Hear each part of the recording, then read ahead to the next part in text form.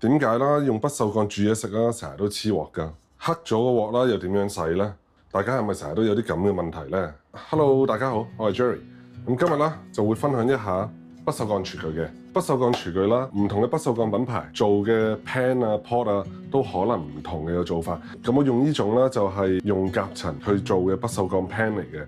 咁夾層意思就係啦，外面兩層就係不鏽鋼，入邊咧就可能係銅或者呢個鋁去做嘅。咁我呢個咧就係用鋁去做嘅。咁相對啦個重量啦係會輕少少嘅，對比起銅嗰種 pan。咁因為啦不鏽鋼個導熱性能唔好啦，中間啦先至要有呢個夾層嘅。如果全不鏽鋼嘅話啦，咁佢嗰個升溫啊各方面啊個時間都會比較長啲嘅。咁買 pan 啦，我就建議大家啦就買呢種啦有夾層嗰種嘅不鏽鋼 pan 嘅，由個底到個頂都係嘅，就好似啲煲咁，由個底到個頂都係5層嘅。咁有啲不鏽鋼 pan 或者煲啦，就會好似我手頭上呢個咁嘅夾層啦。就唔係由底啦去到個頂嘅，只不過係個底嘅。咁如果你係煲水啊、煮麵嗰啲煲啊，好似呢啲咁啦，咁呢一種設計嘅煲啦，就冇乜問題嘅。佢哋用呢種設計啊，主要啦就係因為啦慳錢慳成本嘅，就會對比起做有夾層嘅不鏽鋼啦，去到頂啦就會平好多嘅。所以啦，呢一類啦普遍啦都係會貴啲嘅。咁個分別喺邊啦？咁分別就係啦。你煮嘢食嘅時候加熱啦，嗰個溫度啦就會冇咁平均嘅。買煲啦就冇所謂嘅，不過如果大家係買 pan 啊煮食 pan，最主要啦你嗰個 frying pan 啊或者你個 saute pan 啊，最好啦就係用啲5層3到5層嘅由底去到上面頂啦，都係呢個夾層嘅呢一類 pan 啦就會最好嘅。嗱，我解釋就唔係好好啊，唔係專業啊，希望大家唔好介意啊。咁選購呢個不鏽鋼廚具啦，記住啦要攞下佢。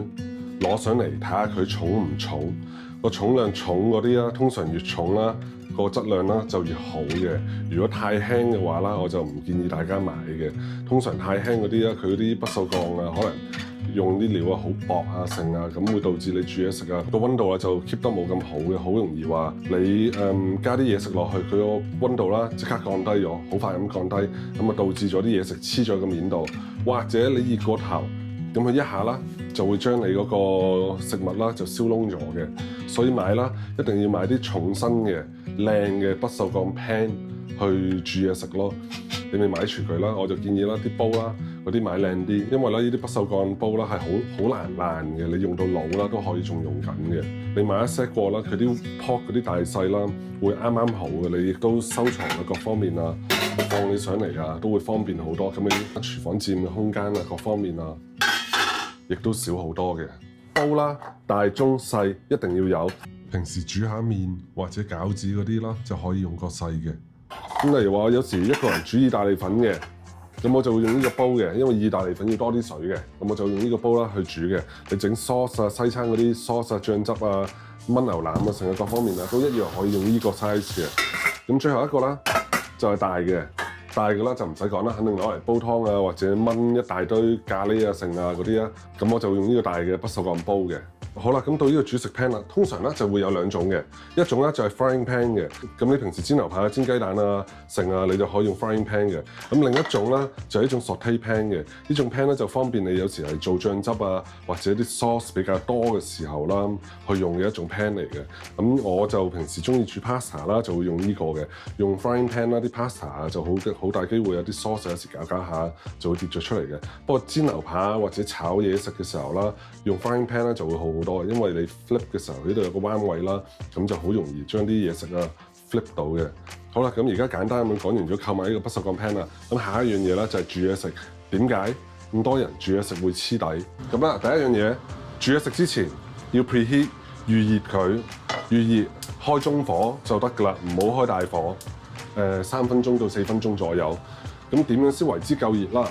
咁你就可以放隻手上去，大概5秒度。如果你覺得啦比較辣手啦，咁就 OK 㗎啦。咁如果你5秒都 hold 唔到嘅，哇！咁你就縮開啦。咁你個 pan 咧就可能過熱，咁你就要閂翻細火。咁有好多人咧煮嘢食啦，有時就係話：喂，我 preheat 咗嗰個 pan 喎，我又試咗嗰個滴水測試，個溫度係啱喎。咁點解啲嘢食啦煮落去啦都係會黐底嘅？咁咁就係因為啦，你嗰啲嘢食啦就仲未攤凍嘅，可能你啱啱喺雪櫃攞出嚟。如果你啲雞蛋啦或者你啲嘢食啊係凍嘅話啦，你落去啦，佢一樣係會黐嘅。即使你落咗油啊各方面啊，佢一樣係會黐嘅。所以你唔想佢黐啦，咁最好咧就攞啲嘢食啦攤咗出嚟先，去到常溫啦，你先至放落去煮嘅。咁例如話你煎塊牛扒，你嗰個溫度啦唔夠啦，佢黐死咗啦，有咁嘅情況啦，你就唔好即時鏟塊扒，由得佢燒，佢燒到個溫度一夠啦，你一 flip 就會 flip 到，佢會自然甩出嚟㗎啦。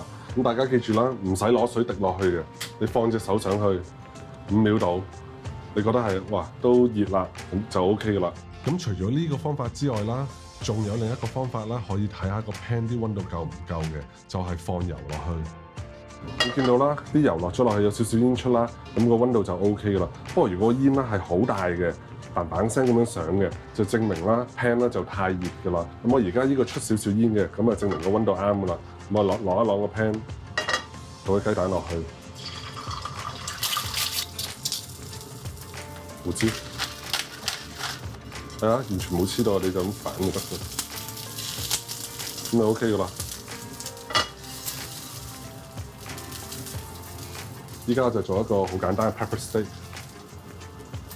嗱，你呢度咪有啲食物殘渣黐咗喺度咯，咁呢層咪放多，咁啊落少少紅葱頭落去，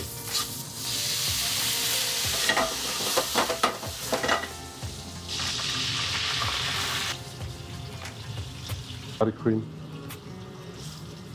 因為我用雞湯啦。咁我呢個 sauce 咧就睇落去個顏色啦，就比較淺嘅，調一調個顏色，咁啊好似用咗牛湯咁。你開始見到啲泡啦，越嚟越多嘅時候咧就 OK 嘅啦。嗱，把它放入去 ，pepper steak 啦就做好啦，再淋埋呢個 pan sauce 落去，咁樣就搞掂啦，一個 pepper steak。平時洗啦，清洗不鏽鋼啦，直接洗潔精啊，攞塊刷去刷得啦，唔需要用鋼絲刷㗎。鋼絲刷啦一樣會啦刮到佢花晒，我就唔太建議用鋼絲刷咯，除非你真係好頑固啊嗰啲漬啊，咁你先考慮用呢個鋼絲刷。依家就示範一下清洗不鏽鋼鍋。嗱，呢度就有少少黑色嗰啲油漬啦，就黐咗喺度啦。呢啲咧就刷極都比較難刷得甩嘅，我就用呢個 pan 啦，示範一下點樣將呢啲污漬刷走佢啦。清理呢個不鏽鋼 pan 咧好簡單嘅，你落啲 baking soda 落去，咁我呢度啦就加啲白醋落去。嗱，咁我而家啦就放咗啲 baking soda 落去啦，喺度煲噶啦，2-3分鐘到，我諗都得噶啦，唔使話煲好耐嘅，唔需要用啲鋼絲刷嘅，鋼絲刷會刷到佢哋花晒。嗱，清洗完畢啦，大家可以自己睇睇。嗱，頭先你個 pan 呢啲邊啦，嗰啲黑色漬啦，都冇咗啦。好啦，咁我呢個 pan 啦都有少少漬嘅，如果大家留意下，係咪多？呢啲咁嘅漬，煲一刷啦，已經睇到好乾淨。最後呢個 pan 啦都洗乾淨埋啦。咁最後啦，大家啦就記住啦，買啲好質量嘅、重身嘅。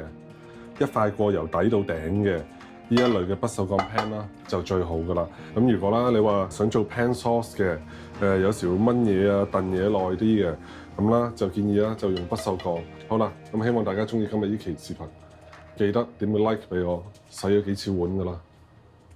拜拜。